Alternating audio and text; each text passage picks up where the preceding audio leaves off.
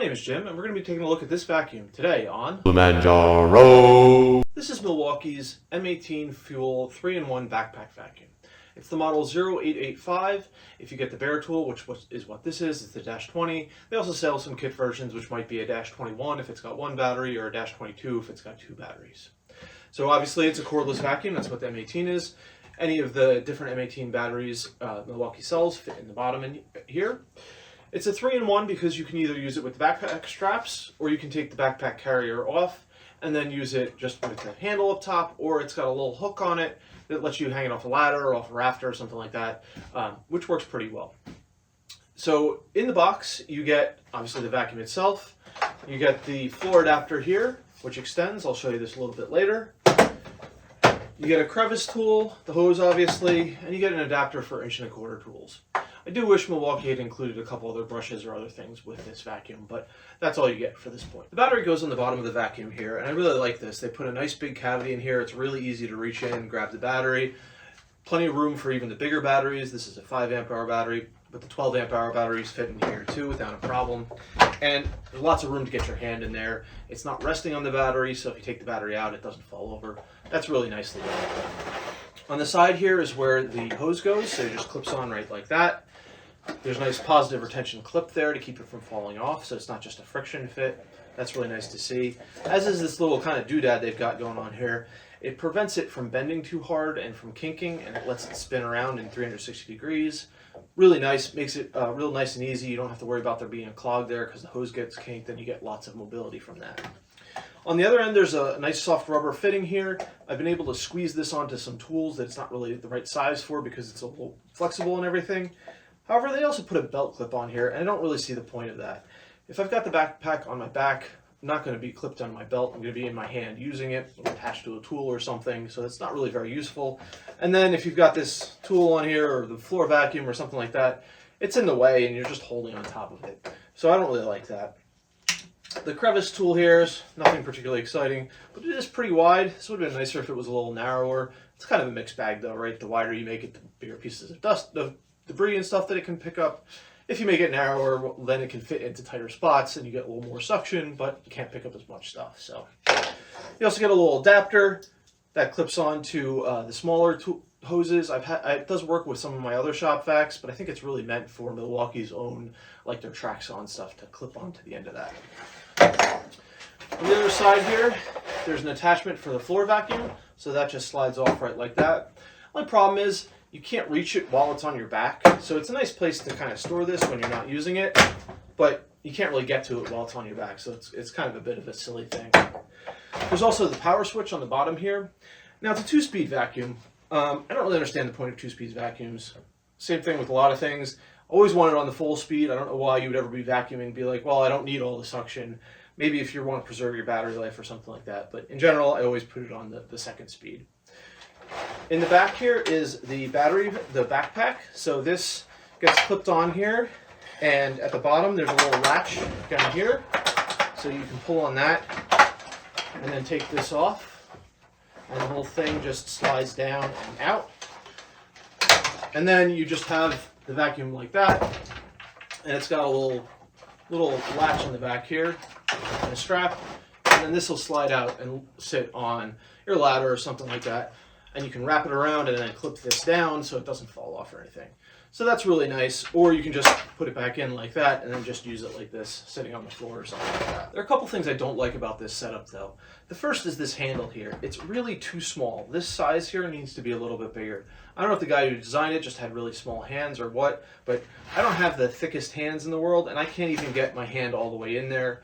The other thing is, right in the side here, going right up this line, is the mold separation line. So there's flashing in here. So whenever you shove your hand in there, there's a rough surface in there that catches and scrapes your hand. It's kind of unpleasant to use. The other thing is, if you want to hold this down as you're pushing this back in, so if you want to do this to hold it in place so it doesn't slide away on you, when you push on the front of this kind of open C section compresses in the front, and then this doesn't fit in. So if you push it like this, you can't get it all the way in. Now, it's not that big a deal, right? You just have to know to push in the back, and then it slides right in. It's a bigger deal when you're trying to open it. You hold it up here, and you can't get the thing out. You think it's stuck. It's kind of frustrating and irritating. I'm not sure there's anything they could have done better about that. I wouldn't want this to really be any stiffer. If this was stiffer, it's going to be heavier. It's something you're carrying around.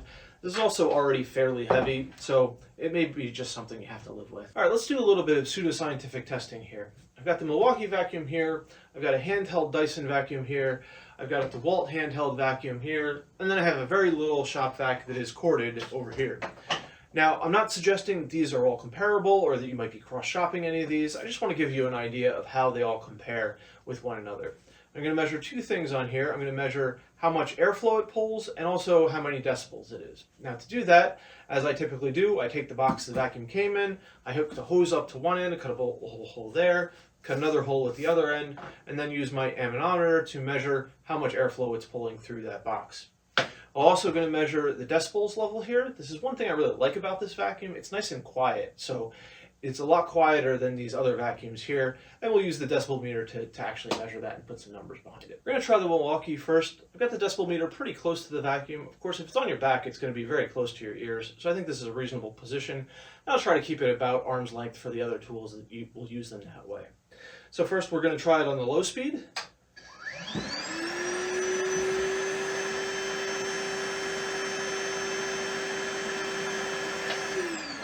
So that reads about 77.5 decibels and was doing about 11 miles per hour of wind speed. Now we'll try it on the high speed.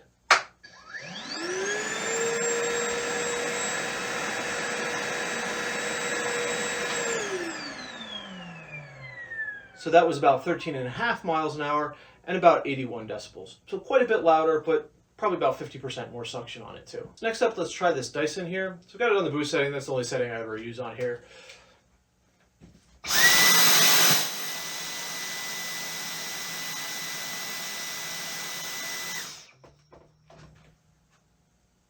So that read about 8 miles per hour on the wind speed, a little bit less than the Milwaukee vacuum, but it was also at about 85 decibels, so quite a bit louder as well. Next up, we have this little DeWalt handheld vacuum.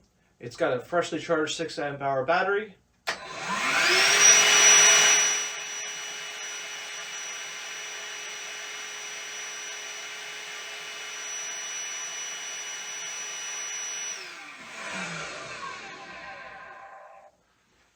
So that was reading about 85 decibels as well, and it did 8.43 miles per hour. And lastly, let's do this little shop vac here. Now, this is a very small shop vac.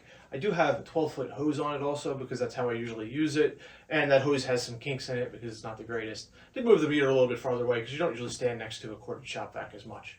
So let's give this one a shot.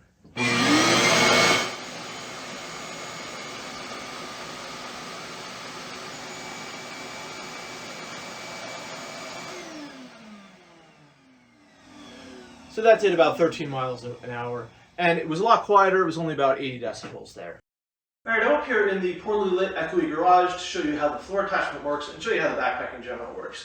So it's got some nice padded straps on it. They're very adjustable, so you should be able to fit to whatever body size you are. So it comes on very easily. It has a little clip up at the top here, and then there's a waist belt as well. I found I don't usually put the waist belt on. It's not that heavy. I don't usually have it on for that long, right? The cordless batteries don't last, hours and hours that I really need the waist belt here. And then the waist belt gets in the way a lot, so it's kind of irritating. I wish there was a way to actually just take the waist belt off. It kind of sticks out and hits things. So double-edged sword there. So with the floor attachment on the side here, it's very difficult to get off. You can reach around and get it off, kind of. You can't really put it back on. That's kind of too much. You gotta wait to take it off to put it back on. So I think that's a missed opportunity there. Now, it looks small, but it is extendable. If you push up on this collar here, then it extends out, which is pretty nice. And it collapses back down. Now, one thing is this tube is actually metal, which surprises me. Most vacuums obviously have a plastic tube. I think the metal's a little bit overkill, actually. It's pretty heavy. It might be a little bit nicer, actually, if it was plastic. But always good to see metal parts, though. So we extend it out. Reach around, grab the hose, and this just locks in. Then we can flip it over, and on the side here I can reach back and easily push the button. It's a nice big button, so it's very easy to get to. Now the problem with this floor attachment is my hand is right on where this little clip is and where the belt clip is. So I'm always holding it right here. Now, if it was a little bit longer, maybe I would hold it here, but that's just not where my hand falls when I'm trying to vacuum. I always end up holding it here. It always bothers me about that. So now I am quite tall, so it may be if you're a little bit shorter, you don't have that problem, you just kind of naturally hold it here. So let's try to vacuum up this sawdust that I made a little bit earlier, and we'll see how well it works. I'm going to use it on the 2-speed. That's usually the speed that I use it for.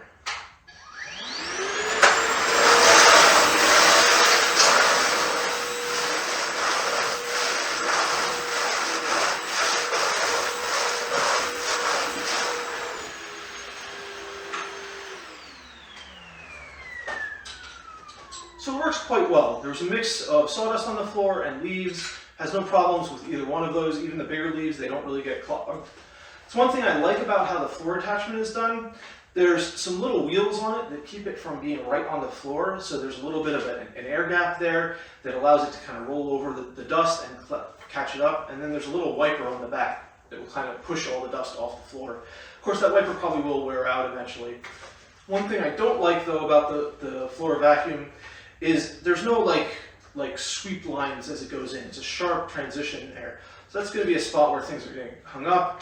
It's going to limit your airflow. It just would be a nicer design if that was kind of streamlined going into the vacuum hole there a little bit. Most excited about with this vacuum is to be able to have a cordless way of collecting the dust as it's being generated. Of course, if you're using any tool, you can come back later with the vacuum and clean it all up. But of course, then it gets all throughout your whole workspace. You're breathing it in. It's not the greatest situation.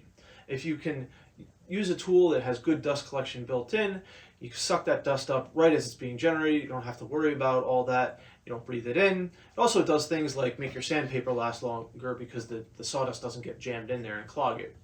Now, Festool is by far and away the best tool manufacturer at sawdust collection, and recently they've started making a bunch of cordless tools.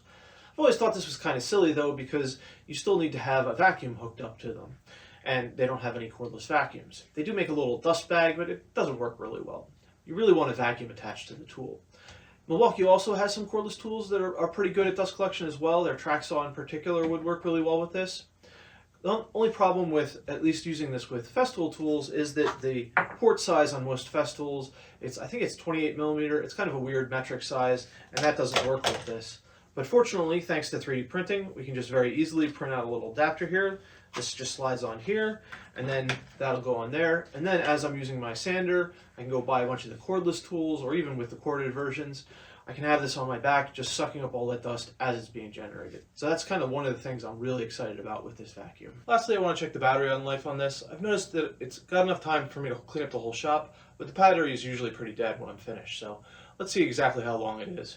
I've got a freshly charged, also a very new 5 amp hour battery here. We're going to see how long it takes for this to run down that battery. So I'm using it with the floor attachment here. I'm going to plug it in, turn it on, and see how long the battery lasts. Got a little clock so you can watch the time, but I'll put the actual time at the bottom at the end. I'm going to run this on the high speed. Like I said, that's usually the speed that I'm using all the time. Obviously, on the lower speed, you could extend the battery life quite significantly.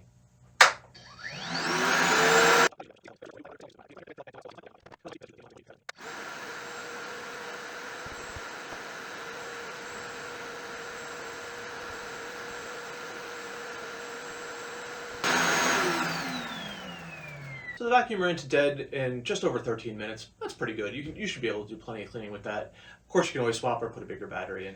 I will note that the battery is quite warm after running that long, which is probably not great for the battery's overall health over time. But as long as you're not completely draining the battery all the time, running it for 10 minutes at a time, all the time, it shouldn't be a big deal. If you do that, you probably want to use a bigger battery. They won't get as hot and will have a lot longer runtime. This is a great vacuum, but it's not without its faults. The biggest one there is the dust collection bin handle. The fact that the mold line is here and you scrape your hand every time you go to grab it, and that you can't really get your hand all the way in it because it's too small, just seems like a massive oversight where they didn't really do a great enough job product testing it, or they really just cheaped out. Putting the mold line there, I'm sure saves the money. It's an easier place to put it, but makes for a much worse user experience. There's a couple other things I would like to see. I really wish it had a brush attachment. I really wish the attachments that it does have, there was a spot on them to store the attachments. I had to go look around to find this. It was kind of buried somewhere. If it was able to be stored on the vacuum, it'd be a lot easier and a lot nicer. I also wish that the floor attachment, when it was stored on there was an easy way to get it off. And that they made a little more ergonomic choices here with being able to hold this without being, holding the buttons and the belt clip all the time with it. That being said, I really do like this vacuum. I will say it's a little on the pricey side at about $300. If that was, $200, I think that would be a much better deal here. But it's got the power of a corded shop vac. It's got plenty of runtime on a 5 amp hour battery. You should easily be able to clean up your whole shop. So I really like it. I really like the portability and the flexibility that it has. If there's another vacuum that you want to see me take a look at, or you've got some question or comment about this, leave it below. Otherwise, thanks for watching.